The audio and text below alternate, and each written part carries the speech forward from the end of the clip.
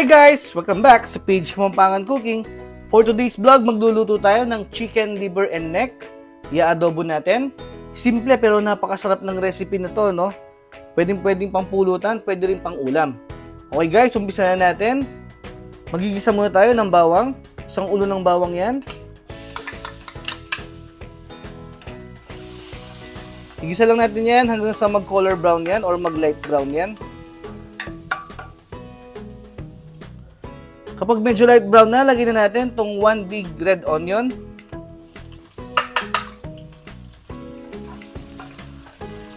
Then, tuloy lang natin yung pag-isa ng mga 2 minutes. After 2 minutes, lagyan na natin itong liver and neck. Bali, 1 kilo mahigit yan guys.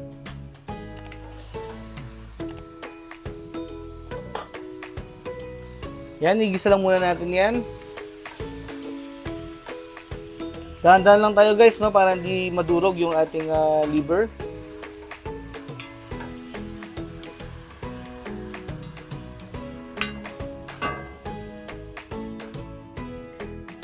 After 5 minutes, pwede na natin timplahan yan. Maglalagay lang tayo dyan ng dahon ng laurel, 3 pieces. 3/4 cup na vinegar. At saka 3/4 cup din na soy sauce. At paminta. Then, haluin lang natin ng bahagya. Dahan-dahan lang para hindi malusaw yung ating atay.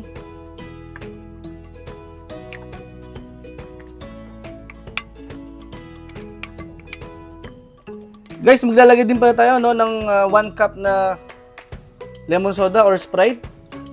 Optional lang yan guys. Pero kung wala naman kayo niyan, pwede naman 2 tablespoon na sugar. Pero para sa akin guys, no, mas okay kung gagamit tayo ng Sprite para mas masarap. Yan, naluin lang natin ng bahagya. At papakuluin lang muna natin yan ng mga 5 minutes. Tatakpan na muna din natin. After 5 minutes, hanguin muna natin itong mga atay para hindi ma-overcook.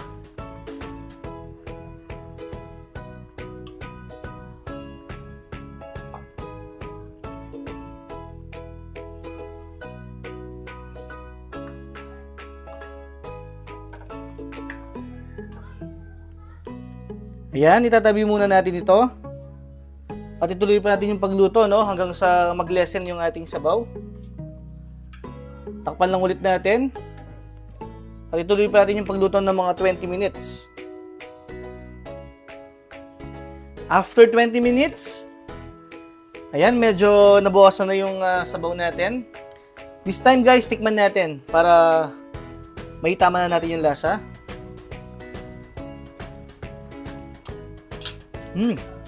Tamang-tama na yung asim, no? Pero yung alat medyo kulang pa.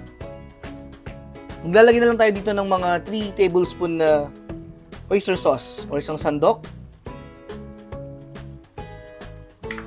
Ayan, okay na yan. At saka na natin ibabalik yung itinabi nating atay kanina. Ayan guys, haluin lang natin ulit.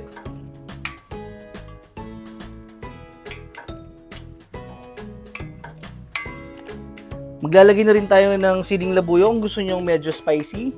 5 pieces yan guys. Hinati ko lang siya ng ganyan, kaliit.